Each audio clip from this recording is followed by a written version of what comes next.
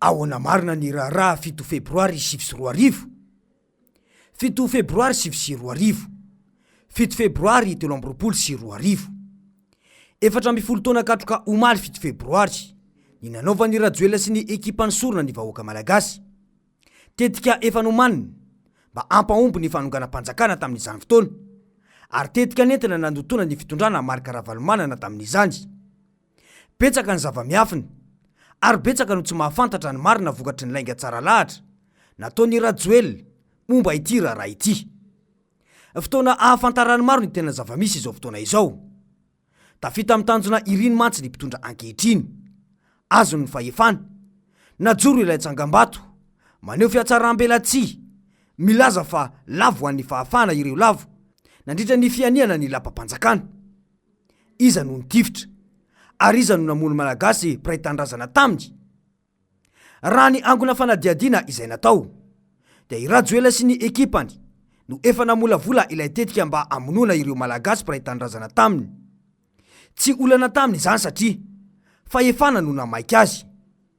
Azo ny fahefana ankehitriny. Afaka ve i Madagasikara? Malalaka ve ny fanehoan-kevitra? Tsy misy ve ny kolikoly? Mangarahara ve ny volam-panjakana? Voahary ve ny harem-pirenena? Mitovy amin'ny vahoaka ve ny fananany mpitondra? Mitsinjo ny vidim-bary ve izy? Misy fahalemana ve ny firenena? Afaka maneho hevitra ankalalana ve isika? Tsy misy ve ny fangalarana ny tany-bahoaka? Fantaniana mila valiny ireo satria nanasoketana ny mpitondra tamin'izany fotoana ny hoe mangalatra volam-panjakana, ka nanaovan'izy ireo tetika mampiorokoditra, ka nanaovana sorona ny malagasy. Drafitra napetraka mihitsy mantsy dia ny hoe tsy maintsy manao accusation. Ravalomanana criminel, ravalomanana traître. Izany hoe tsy maintsy atao izay ahitan'ny vahoaka fa ny filomarika ravalomanana dia mpandainga, ravalomanana dia mpamono olona. Izany no antony nitariana olona hoeny amin'ny lapan'Ambotsirohitra. Raha ody kosa izy satria fantany ary azony ny zava-iseho aoriny ny teo amikanja ny teo ambifolo me iny. Hoy indrindra mantsy ny ampamoaka izay nataon'ny Colonel Charles, izay isan'ny tarika ny fanonganam-panjakana iny, ary ny fe ireo tafika tamin'izany fotoana. Saingy ny tsakotsakonnena taty aorina satria nahatsapa fa nanendrikendrika olona tsy manan-tsiny tamin'ity raharaha ity, ka namoaka ny marina mahakasika ity raharaha 7 febroary ity. Nisy ny réunion préparatoire zay natao tany an-tranon'Andriamatoa Rajoelina tamin'ny 9 febroary, zany hoe ny lavay zany, andro ray talohan'ny anaovana ny 7 février iny, tamin'ny fitomboan'ny andro harivariva na hoe début de soirée, tamin'ny maty masoandro zany nanomboka. De iza daoly ny olona vory tao, reto daoly ny olona vory tao: ny général Rasoloso Dolin, lehibe ny CSTM zao, Alain Rambarson, Monja Roindefo, Cyril Rasamizafy, Patrick Monibou, général Ramakavelo Désiré Philippe, Niasina Andriamanjato, Lainrico Jean, Reboza Julien, ny lieutenant-colonel Fidy Malala, ny lieutenant-colonel Sondrota Lala. Zany zareo zany tany. De tamin'io fotoana io, de satria zareo zany very hevitra hoe ahoana moa ny ampandroso ny titolo ohatrany tsisy avansy mara nga le tolona ataotsika, de inona ary ny atao? De tsy maintsy mitady stratégie hafa. Dia iny le nitarika olona teny Ambotsirohitra iny amizay zany no hita fa hoe vahaolana. De tamin'io occasion io zany no niteny Andriamatoa Rasamizafy Cyril tamin'izareo mivory tao, ary izy en personne niresaka amiko ny tantara amiko an'io, fa tsy mba hoe tantara na olona hafa niresaka tamiko izy, fa zany izy andro lao izy nivory tao zahay ny 6 février. De zao niresaka tao, zao izy mitondra n'ity propos ty hoe: Monsieur le Président, il faut verser du sang à titre du sacrifice izy pour la réussite du coup. Fatsika Monsieur le Président izy tsy ambroso mihitsy ny tolona raha tsy misy raha latsaka. Tadidio zay izy. Mazava izany. voa mariny io resaka io tamin'ny rakitsary ana fahitalavitra vahiny iray izay antafitra tao anatin'ilay fivoriana io. Hoy indrindra mantsy ny fanazavana hoe tsy maintsy manao accusation ravalomanana criminel, ravalomanana traître. tsy maintsy manao accusation isika, ravalomanana criminel, ravalomanana traître na mpamadika. Io no fanapahan-kevitra ny voaka tao amin'ilay fivoriana. Izany hoe atao ny fomba rehetra mba anosoram-potaka ny filomarika ravalomanana. No amafisy amiral Didier Ratsiraka izany taty aoriana.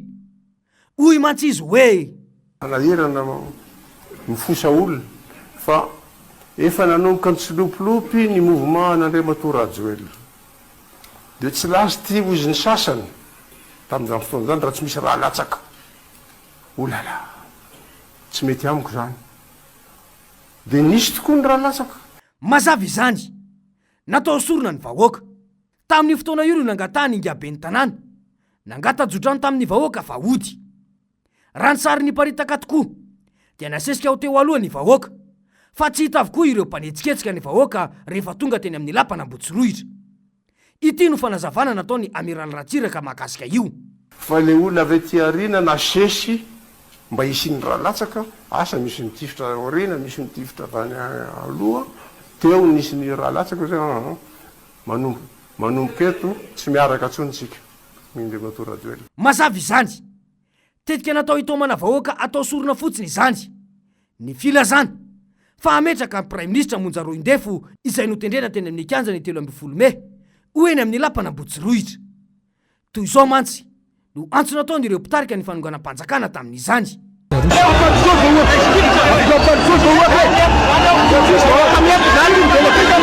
Tsy nisy vahoaka ahemitra izany ao, tsy misy vahoaka ahemitra izany. Io no feo mivoaka nandritra ny dia hoe ny Ambotsirohitra iny. Teo ny fanazavana fa zone rouge na faritra mena tsy azo hitsaina ny lapana Ambotsirohitra. Fa ny tena mahonena dia ity fanazavana sy ny ampamoaka nataony colonel Sarla ity hoe narosy ny olona dia Rajoelina koa atao mbadikato mamola vola olona hafa ihany koa. Izy mandrisika an'le olona, izy mamola vola olona hafa dia hitifitra n'ireo olona reo dia lazaina amin'izay fa le olona avy aty amin'ny palais aty no nitifitra n'le olona. Izany nafaty an'le olona. Izy le olona le nirany avy ato. Lilisson ny no nitifitra olona sy ny olona netiny. Izay ny olona nitifitra tao Ambotsirohitra. Efa voaresaka tany izy. Fa monsieur le lieutenant-colonel, le colonel moa izy amizao, Lilisson René de Roland Urbain, izay no nitarika olona nitifitra teo Ambotsirohitra. Miara-miasa moa zay rola taorina taty. Raha ny fanazavana nataony teo dia tsy miaramila avy ao amin'ny lapa mihitsy no nitifitra, fa efa nisy olona napetraka mialoha teny manodidina ny lapa.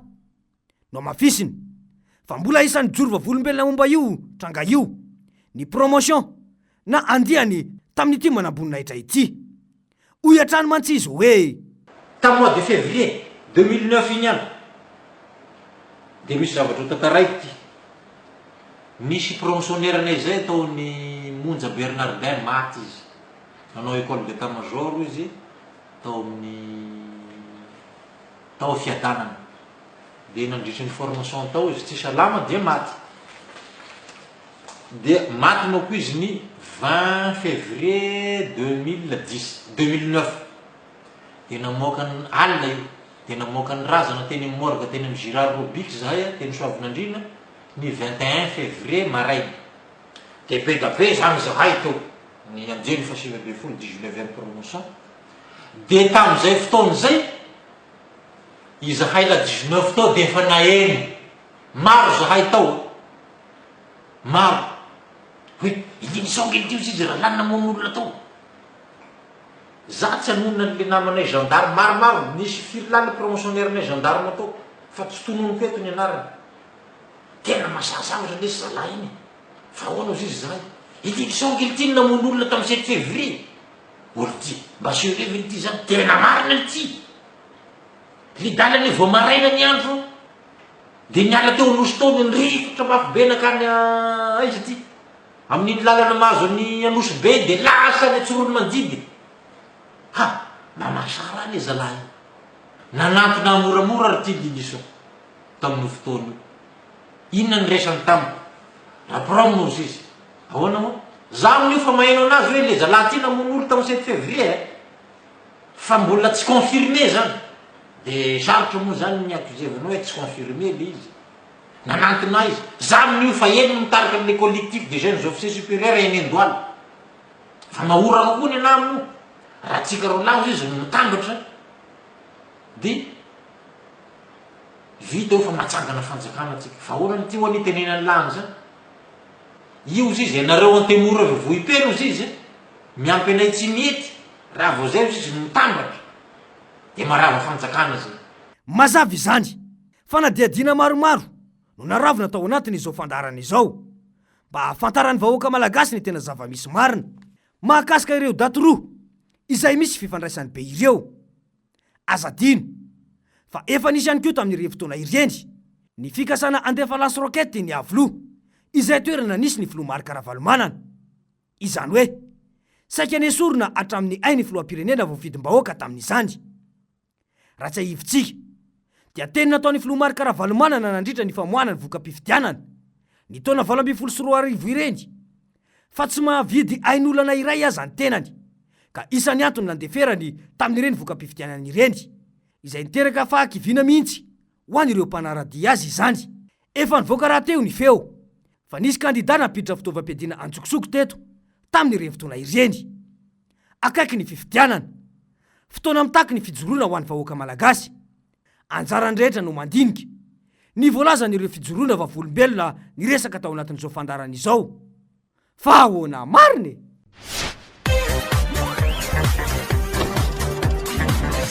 ahoana mariny